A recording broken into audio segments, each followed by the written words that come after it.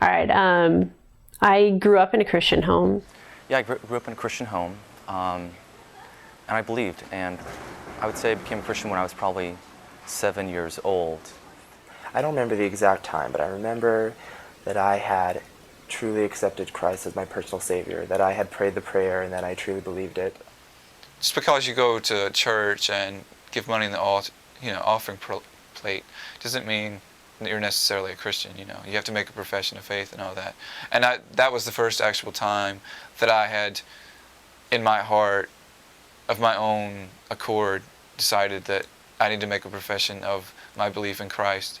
So I really accepted the faith and began growing spiritually my senior year of high school, and I've been walking with the Lord for about 3 years since. Like I said, when I met God when I was 16, it was such a beautiful time because I started hearing from Him and just really enjoying knowing Him, and felt like we're friends, and I was getting to know Him as a person, Gave my life to Christ and became a Christian, and from that moment on, life was a little bit easier, and it was nice. It was like a weight has been lifted off my shoulder, because I knew that God did love me. I knew that I had a void in my heart that couldn't be filled with anything else. Not a number of friends, not a relationship, or my family, or anything I would do. And so when I met God, He changed my life around. And so it's like a new reality, your eyes see new things, you see life in a different way. So my faith in Christ has always been strong. I've always gone to church, and I actually went to a private middle school, so I had the opportunity to learn a lot about the Bible and memorize scripture and spend a lot of time in the Word and really grow in those times. In high school, I went to a public high school, but I always attended Bible study, and I was involved in some really good youth groups, not only with my church, but another citywide youth group. I believe in Jesus. I think that's the core foundational thing that holds my belief system together. I got saved when I was 7 years old.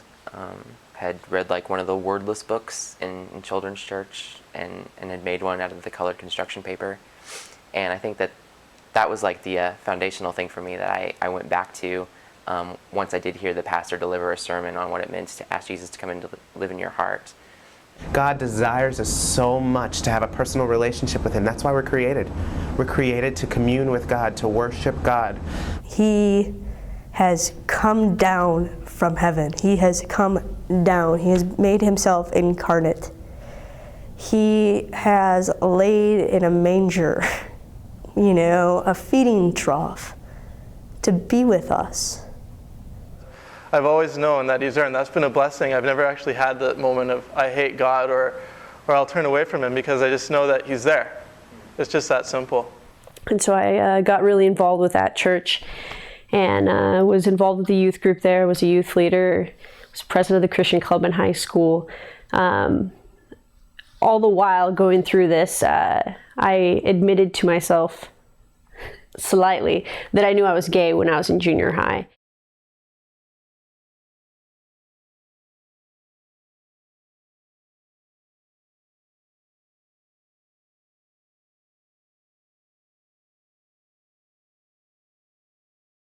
I think that probably in junior high is when I realized the feelings that I have were probably pretty different from what I should be feeling. All the other boys started talking about the girls. They started talking about the girls. Oh, this one's pretty, and they started talking about sex explicitly, and I just didn't get it. I'm like, yeah, she's pretty, but so what? I thought, well, they say don't worry about. They tell you don't worry if you don't like girls yet. Don't worry, it'll happen. So I didn't worry, and so I just went about school, doing school stuff, trying to get good grades.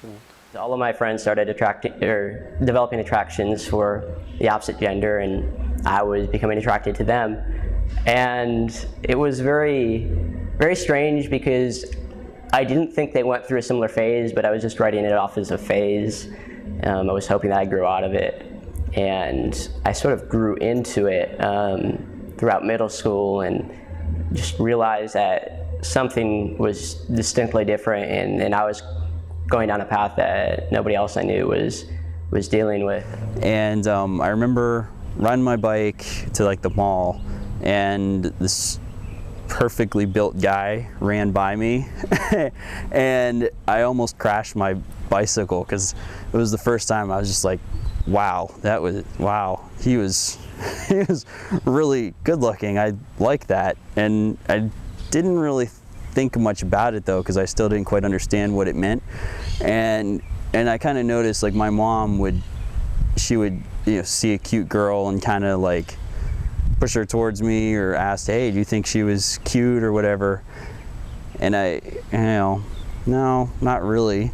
And as time would go on, I'd notice that, sometimes the guys were pretty good looking, but the girls never would. And I didn't have anybody to talk to about it, and it started kind of sinking in. Why am I starting to get attracted to guys but not girls? Like, it's really kind of weird, And the whole year or two before that, I learned people that do that or like people of the same sex were wrong and evil and were going to hell, and God didn't like them, and they're pretty much condemned. And so it kind of started kind of a downward spiral where I started getting really depressed, because like, God doesn't like me, God hates me, I'm going to hell. And I didn't have anybody to talk to about it, because I was afraid to. I mean, since I had even the slightest feeling for a guy, I tried to not have a feeling for a guy. I mean, like, I would have done anything. Like, I prayed nonstop, and I would like force myself to like objectify women that I would see on TV. Like, I mean, like Baywatch of all shows. I mean, like, they have that opening with that guy in the Speedo or whatever. I would like force myself to look at like the women who will have like large breasts and be like, that's attractive, like that's really hot. Like, I want a girl like that. And yet, like, I knew girls like that who were interested in me, and I was like, no. It was terrible. It was horrible. Like, I shouldn't be objective. Like, that's not. Like, I thought it was more Christian to objectify women than to be naturally attracted to guys. I just thought, I suppose my hormones are going wild and I'm just starved for any sort of physical attention. And it didn't occur to me when I was in high school that, I could be gay. And even into, like, later high school, my senior year, I maintained my I'm going to have a girlfriend status. And I went to military school and had my long-distance girlfriend. And then we broke up, and then I found a local girl, and then we broke up because I wouldn't make out with her deeply enough, so. I dated one boy, and it was really really casual, and I felt like really good at, like purity and all of these issues. And then I never really knew like why I wasn't that interested in boys or anything, but I never equated it with anything because it wasn't really that big of a deal, Seemed to be attracted to the friends that I had, the girlfriends that I had, a little more so than seemed normal for other girl-girl interactions. Started to recognize that wasn't something that the rest of my friends seemed to be feeling. And that's when I kind of realized that this was a factor in my life, that there's a possibility that I might be gay, but it was more of a very much in the back of my mind, something that I wanted to avoid thinking about. My boyfriend and I were together for 5 years, and we only kissed once. In hindsight, we weren't really dating. It was more that we had this close friendship that we didn't know how to label any other way. When I was about 16, I fell in love with my best friend then. That's when I kind of realized I was, I liked women. But when I really knew I was gay was when I was at MTSU, Middle Tennessee State University, and I fell in love with this girl named Whitney, and it was horrible. I felt so bad for her, and that's when I knew. I felt more for women than I've ever felt for men, When I first started putting words to being gay, was when I was in high school, And it honestly was something that I thought I'd never tell anyone about. I had visions of being on my deathbed and like telling one person before I died. It was that foreign to me. And then I told one of my friends, like kind of in a half-joking manner, like secretly, and I whispered it in his ear, and he freaked out and gave me this look of shock on his face, and I was like, ha ha ha, just kidding. He's like, man, you shouldn't joke about things like that. And I'm like, I know. And then I didn't tell anybody again for 7 years. That was a very hard night because I was there with my peer counseling team. I was a part of a counseling team at my campus, and we were there to study diversity of all things. And this movie was about diversity and accepting people of different races, but it featured a gay character. And it was really hard for me because on the way back, I mean, we didn't even talk about the race issue. It was all about the gay boy who kissed another boy and how gross that was and how many jokes we could come up with about it. And I felt so devastated because I knew they were talking about me. And I couldn't say a word. I just sat in the back and completely, I don't know where I went for a while, but I knew that it wasn't a good place. That night was probably the hardest night of my life because my friends, my counseling team proved to me that I wasn't accepted, that they didn't accept me. And so how could I accept myself? So that's when I just said that I'm gay.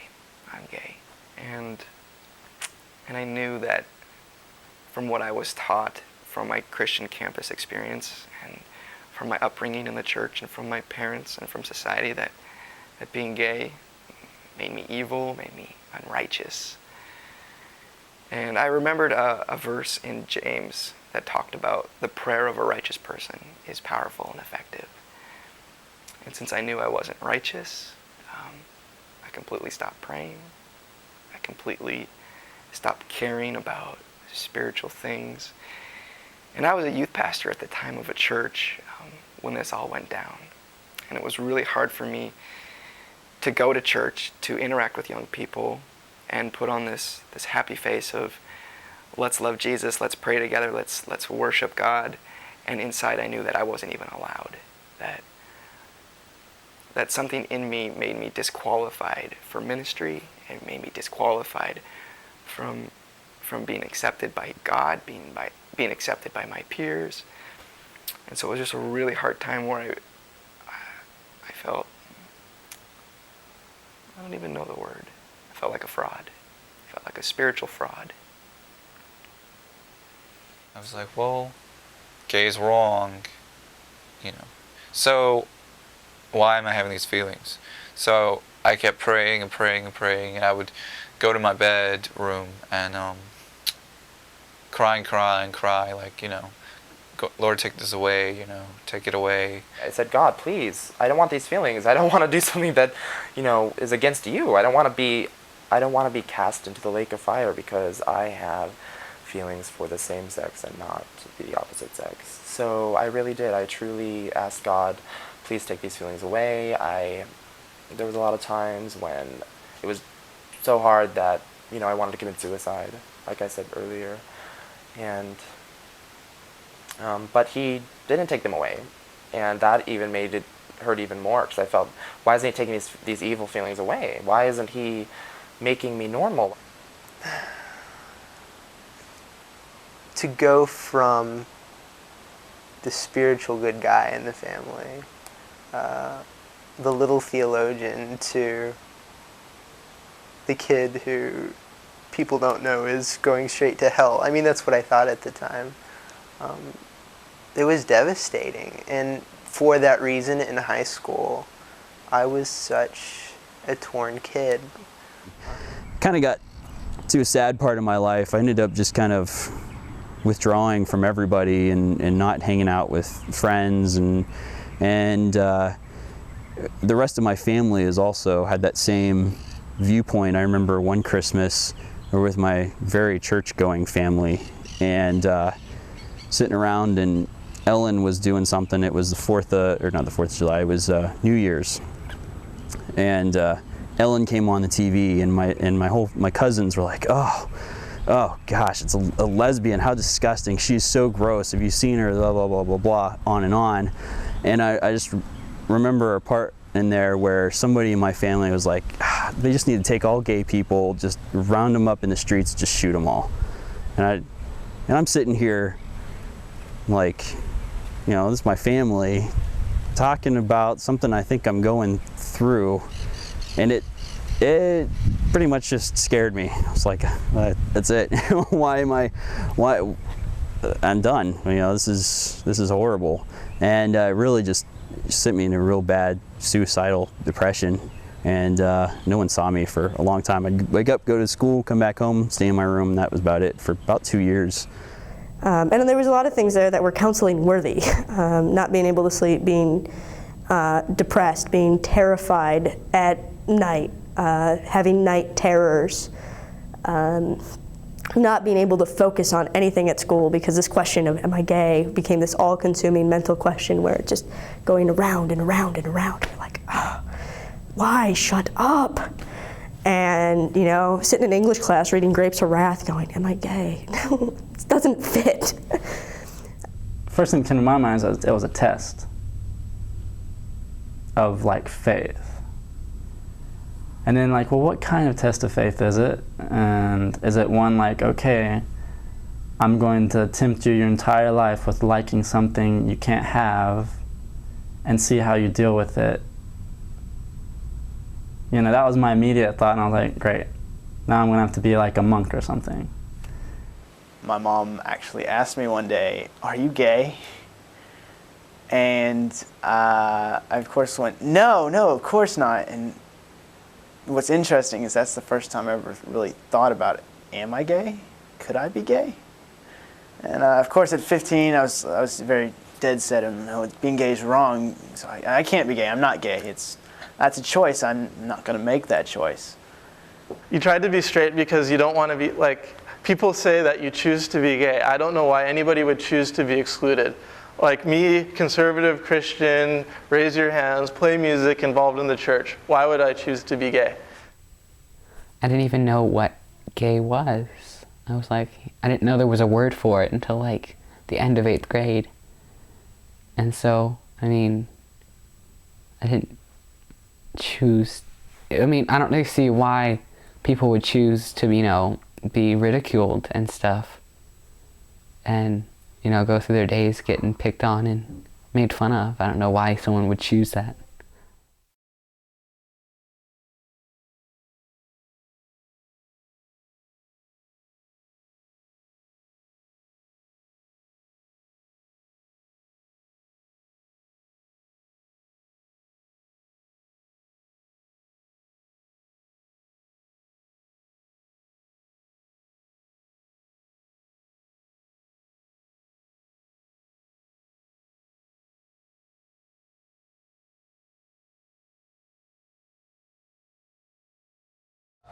Basically, at some point during my sophomore or junior year, I started realizing about my attractions, and it was really hard for me. And like I was telling you before, it wasn't like I felt freedom and I was like, oh, this is who I am finally, you know, it all makes sense. It was more like, oh no, you know, I need to find a solution for this soon and I need to fix it. And so I did try to. So I joined different groups, online groups, and I even went to like a group called Homosexual Anonymous in my city. I did get involved with really, you know, I met really awesome people at different ministries I went to, from Exodus, from Love Went Out, from online support groups.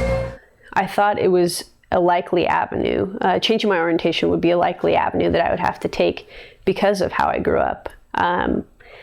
Every morning listening to Dr. James Dobson, Family Commentary, Pat Robertson, sitting in church Sunday after Sunday after Sunday. I remember when they would talk about gay people. I remember my Sunday school teacher, we were driving to the zoo or something, and her grandson and I were in the back seat, and I must have been like 8 years old, and he made some comment about that he had seen two women holding hands. And his grandma said something along the lines of, "Oh, well, that must have been a mom and her daughter." And he said, no, they were the same age. And then she said, "Well, then there's something very wrong with them. That's sick." And of all the things for me to remember from my Sunday school teacher, that stuck with me. And so if you're sick, then you can get better, right? I mean, if this was something that wasn't God's plan for my life, then that should be something that should be able to be changed. I should be able to be healed. There's nothing that we can be tempted with that we can't bear. You know, with my understanding of how things worked, I should have been able to overcome this and live a nice straight life. I mean, there was books of people who had done it, love one out and whatnot. I thought, this is crazy. This is something that is completely contrary to God's will for my life. And, you know, I'm going to do what it takes to get it taken care of. Everyone I talked to was either Christian was a biblical scholar who said gay is wrong and you're going to hell, or they were like, Bible, it's a book of stories. And neither one was acceptable to me. Because for me, gay is not a big deal. Gay is nothing. What mattered to me was my relationship with God. And if it was jeopardizing my relationship with God, there was no mountain too high, there was no river too wide that I was going to separate myself from it. So if gay was wrong with God, I was just going to take it off. I knew it was going to be hard, but I'm like, you know what? God's everything. God is all. So He's going to give me the strength to do it. So if it's really something that He doesn't want in my life, I'll just sacrifice it to Him. I think for me, I wanted to change because you grow up hearing about sin in the church. And so I grew up hearing about sin, but then on top of that, being gay is the ultimate sin, you know? And so you find out you're gay and it's like, I'm ruined, you know? And so I had all of this in my head and programmed there, and I never even asked God what He thought about it, because I just thought I knew that He hated this sin, you know, more than any other sin. He hated this sin. And so that's why initially I was just like, I have to change. Like, there's no option but change. And so then that took me to the ex-gay ministry. And being there, I guess I was really open to change. And really, because it was like a live-in program, I assumed I'm going to live here and I'm going to come out straight, you know, I'm gonna come out different, because I just thought, this has to be it, this has to work, you know. I had no reason to believe that wasn't going to be my experience. God would heal me. If that was really what was wrong with me, then God would heal me. Like, saying to somebody for the very first time, I'm struggling with homosexuality, was just, I sat there for like 5 minutes just in silence, because I couldn't say it to him. He's like, you're going to say it, and we're going to sit here till you say it. And he says, because we can't move on till you can admit it. And so I admitted it, and we immediately went into some prayer and praying that this demon would be removed from me and I'd be healed of this, and everything would change and I would be better. And talked a lot about how everybody has one big sin they really struggle with, or one big thing they really struggle with. And for some people it's just praying every day or reading their Bible, and for some people it's homosexuality. And at the time it seemed really logical. It made a lot of sense to me. So I went to a counselor, a Christian counselor, who James Dobson actually recommends on the West Coast. I think out of the 3 states, Washington, Oregon, California, he only recommends this one guy who happened to be in the city I lived in Oregon. So it seemed very suspicious. I'm like, okay, God, I see what you're doing. I see that you've provided this wonderful person for me to go to change, to fix me. And so I went to this counselor for 2 years. But it was funny because he said, the very first meeting, he asked me why I was there. And I told him that I didn't want to be gay anymore. And he looked at me and he said, Rob, you'll probably always be gay. I can't change your feelings. but we can change your behaviors. And so that was very discouraging to me because I'm like, well, that's not good enough. And the reason I stuck with it for 2 years was because I was going to prove them wrong. I was going to prove them that I'm not only going to change my behaviors, I'm going to change my feelings. And so I did. I stuck with it for 2 years, this ex-gay counseling, or whatever you want to call it. And even though he told me at the very beginning that I wouldn't change my feelings, I had hope and faith that they would be changed. But they didn't change. And he would keep asking me about my parents. Like, I'd be like, I really don't want to talk about my parents. Like, I mean, there's nothing wrong with talking about my parents. I'm perfectly open with that. But it's like, I'd rather talk about the issue at hand. He'd be like, well, wait, were you close with your father? And were you, did your mother? And I was like, yeah, we're all very close. Close family. He read to me since I was, a zygote. I went everywhere with him. My mom was very, I don't know. I don't know what to say. I don't know what the buzz answer is. But that doesn't seem to be the issue. And he would never talk about the issue other than that it was horribly wrong. I think there are a lot more on the lines of they think it was maybe something when you were growing up. I heard a lot about the absentee father and all the stuff like that, and how that probably affected me, and that's why I'm this way. And of course, my thing was, well, why am I gay and my 2 brothers and my sister straight? It seemed like every step that I took in that direction didn't fit. What they were saying was the reason that I was gay. It had nothing to do with me. I had a good relationship with my dad. I had no problems with nothing had ever happened to me. I had a very lucky upbringing. I didn't fit any of their criteria, and that was very problematic for me because I felt like once again I didn't fit in, and that this wasn't going to work either. And when as much as I prayed, as much as I tried, I wasn't dating. It's not like I was dating or doing anything. It was just feelings. So as much as I tried, it wasn't going away, and I kept praying and praying and praying. Like, my gosh, why can't I just be? This was the one thing that made me abnormal.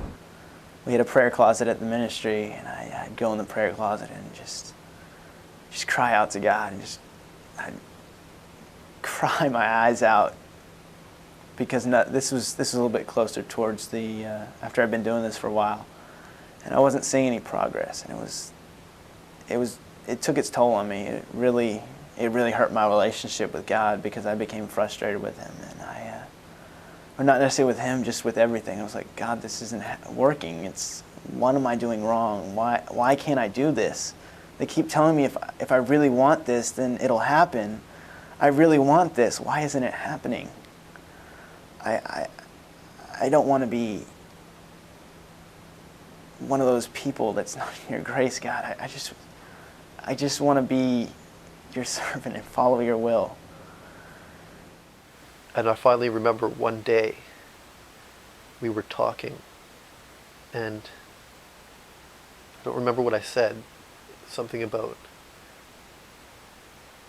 having to deal with stuff. And they said, wait a minute, have you ever considered the possibility that God won't change you, and that you're going to have to deal with this for the rest of your life?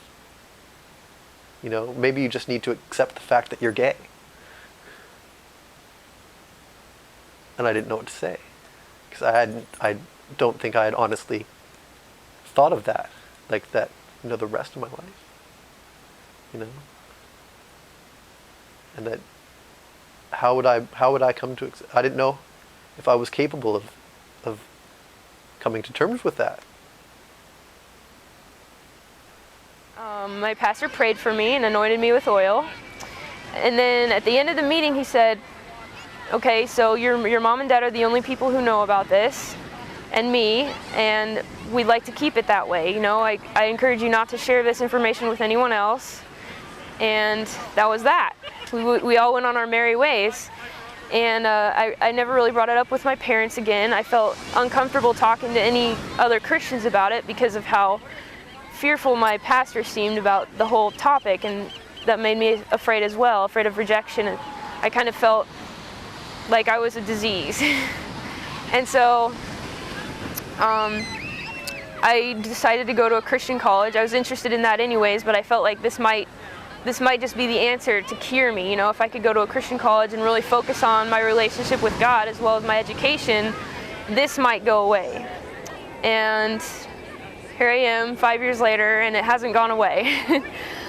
So still went to church, was real faithful at church, and eventually found some gay friends around school and college. And when college came around, my dad kind of found out that I was hanging around with a lot of gay people at college through friends of friends, and brought me in to the bedroom. My mom was sitting there crying and sat me down and pretty much told me, you know, I tried to give you help, tried to help you change, you know it's wrong.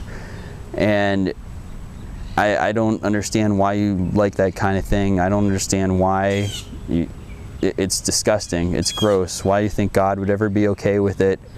I won't understand. Actually said some really vulgar things about sex acts and how they were disgusting, and pretty much told me that I had to leave. I couldn't stay in that house anymore. He loves me, he'll love me forever, but if I was gonna be gay, then I was no longer welcome. I couldn't bring that kind of sin into the house, and as the father of the household, I had to go.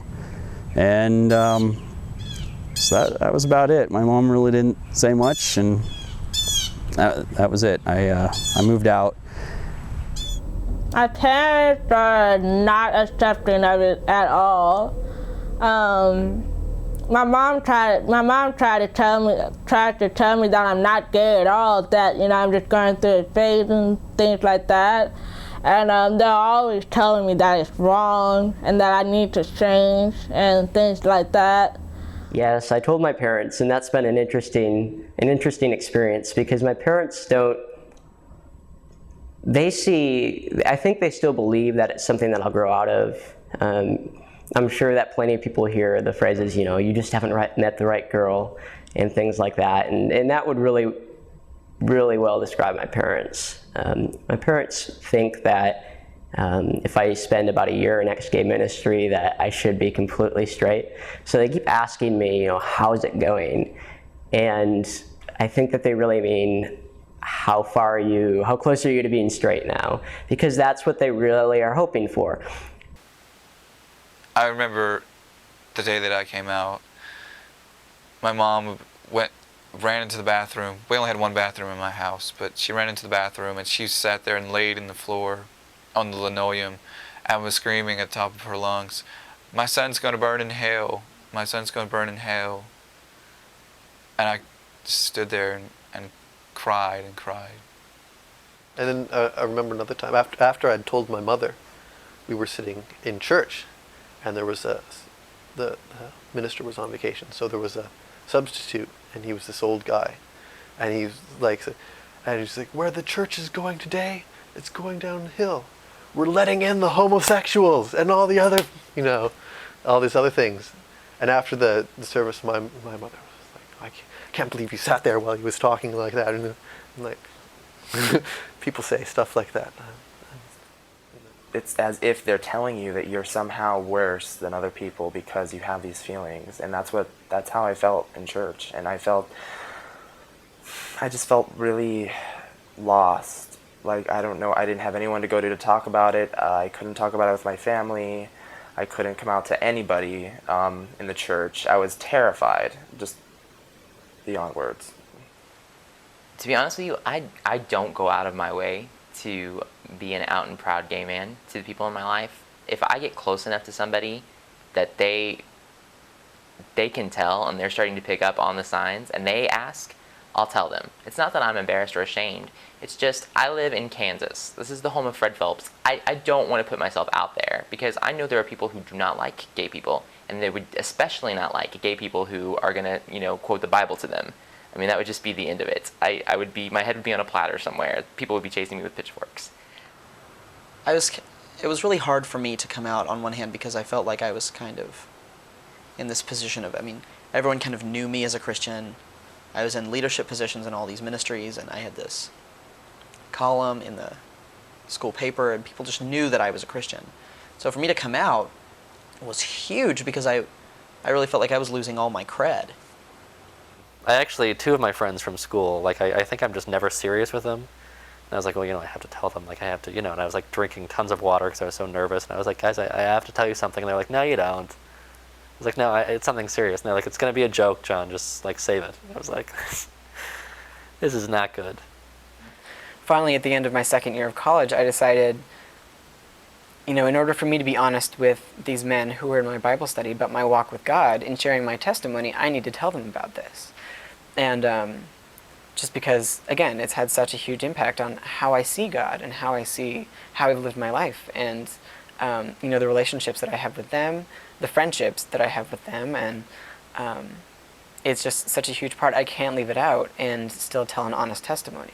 So I decided that was what I want to do, and I started talking to my small group leader, and he didn't really think it was a good idea. And then we started talking to one of the pastors for this larger ministry, and he didn't really think it was such a good idea. And before I actually gave my testimony at one of the meetings of our Bible study, what the pastor who had been my small group leader the year before, the one I actually came out to first out of everybody, suggested that I find another place to worship when I return to school in the fall.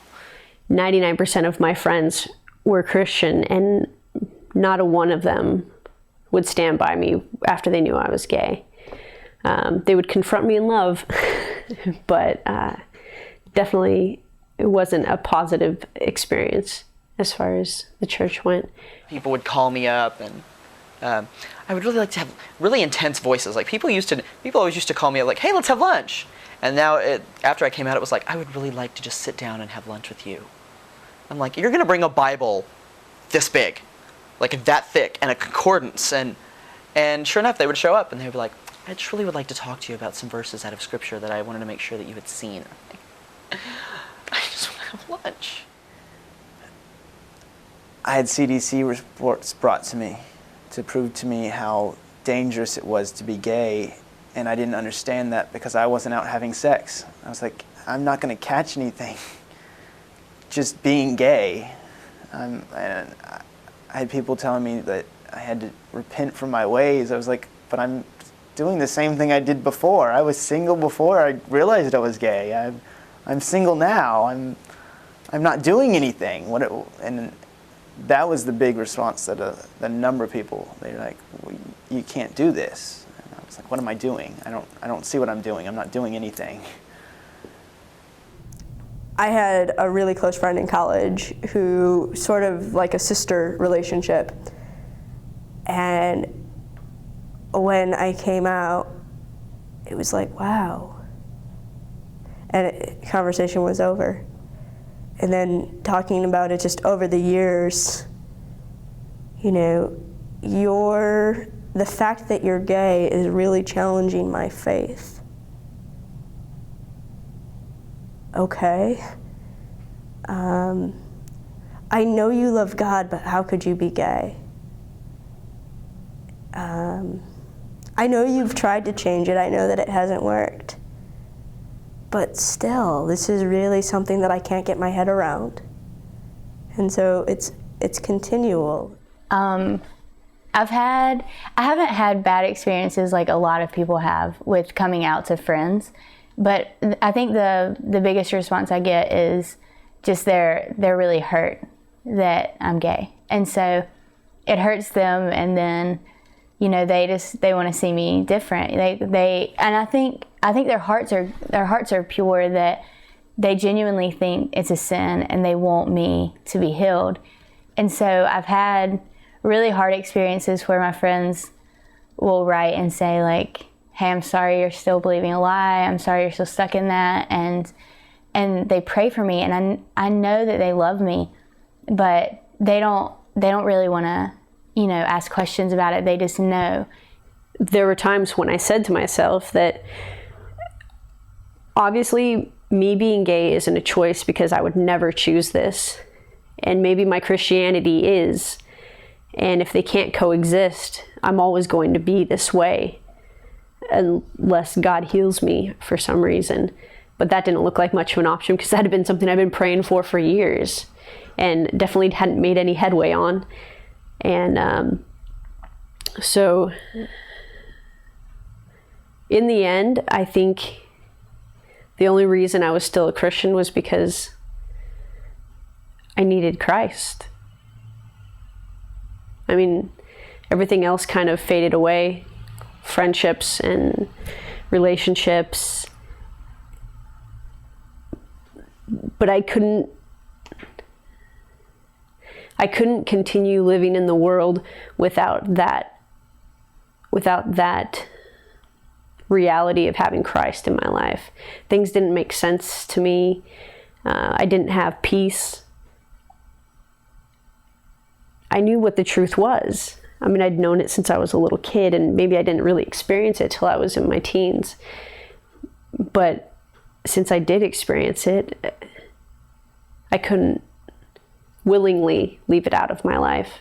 And so the end of that was that it was either being gay or being a Christian. And I eventually had to choose that above all I would do whatever God wanted me to do. And I didn't expect that it would be with me being okay with being gay, but here I am.